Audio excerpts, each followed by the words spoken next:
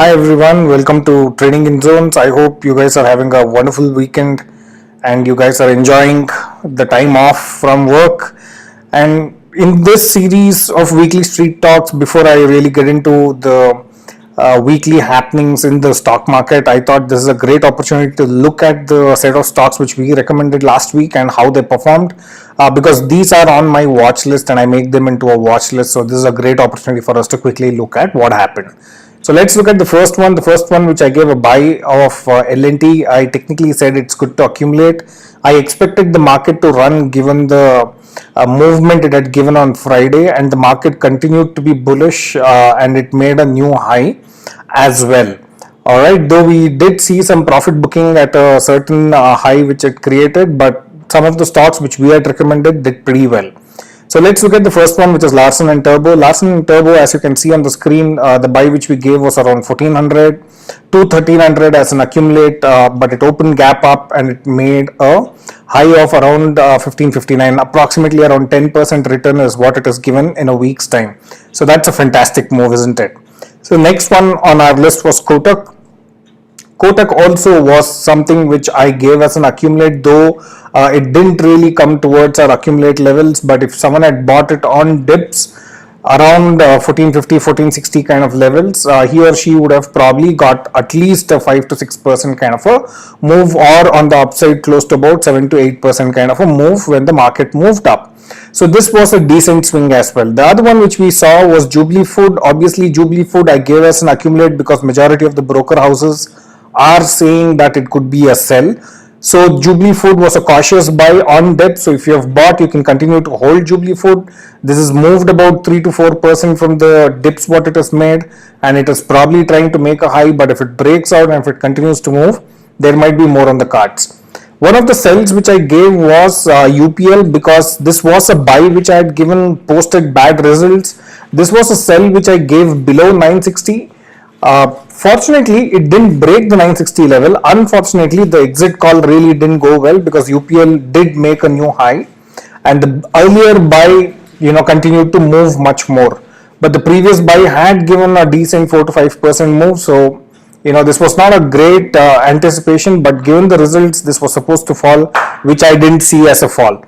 And the next one was Polyplex. I did mention that this is a great stock to look at, to buy, and given the fantastic results they had put out, this became a very good investment last week. So anyone who bought Polyplex at around 545 would be in a significant profit, because if you see, when this stock kind of opened gap up and this opened at around 550, so if you have made any purchase between 550 to 560, let me assume you bought something at around 550 560 on an average, this has made a good 70-80 rupees move. For a 500 rupees stock to make that kind of a move, it's a significant outcome.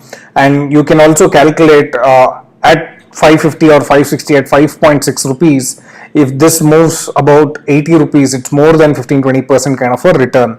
So this was once again was a fantastic recommendation which was given to all of you based on the results Polyplex had made.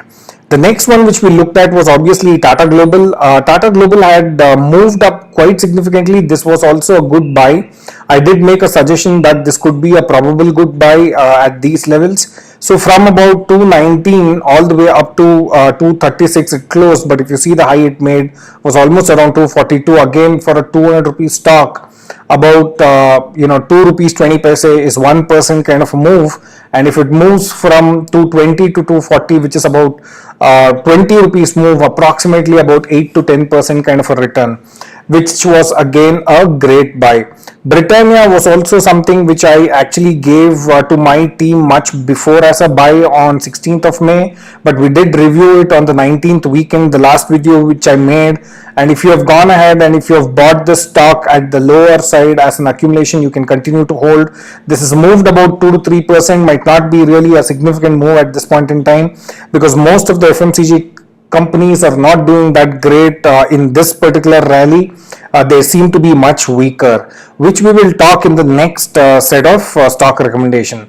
The other one which we also looked at for the first time was commodities. I did mention that crude oil is a good buy because this was making a rounding bottom, but however it did not break the levels of higher side. It went into a consolidation. It made a decent up move for about 1 or 2 days, but then it started falling significantly, and last week saw a bloodbath because of higher inventories of crude. So once again, this was a call which didn't really go well. If someone technically bought crude, would have triggered their stop losses at around 280, because 280 was a strong demand which has been broken. So unfortunately, this is not something which really worked well. So if you look at all the overall call summary of what we had given, L&T made a good 10% move, Kotak made a move of about 4 to 5%, Jubilee Food made a move of about 2 to 3%, UPL not a great exit, but below 960 still seems to be weak. Polyplex gave a significant return, 20-30% kind of a return. Tata Global gave a significant return of 10%, and Britannia gave a decent move while crude hit our stop losses. So this is how we fared. I hope you can see our performance with regards to our recommendation which we are doing on these weekly street talks. These are great inputs which are coming to your way. People charge for these call services in today's world, and we are trying to do our level best to bring to users where the best investments are. Thank you guys. We'll